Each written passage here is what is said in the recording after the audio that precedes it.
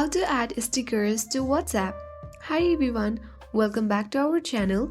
This is Rose and I'll guide you to add stickers on WhatsApp. Without further ado, let's begin. First of all, launch WhatsApp. Sign into your account. Now navigate to any chat where you want to add stickers. So you need to tap on the message icon at bottom of your screen and choose the sticker button next to it. Here you can easily choose the stickers. And then here you can easily create a custom sticker.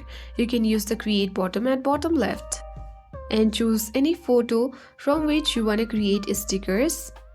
And here it has been loaded. Here you can see that we have created stickers. Now you can easily customize your sticker using the text icon, pencil-like icon and the more stickers icon. And then you can choose the send button at bottom right corner of your screen. And as you can see that we have added stickers on WhatsApp. Thanks for watching and I'll see you in the next video.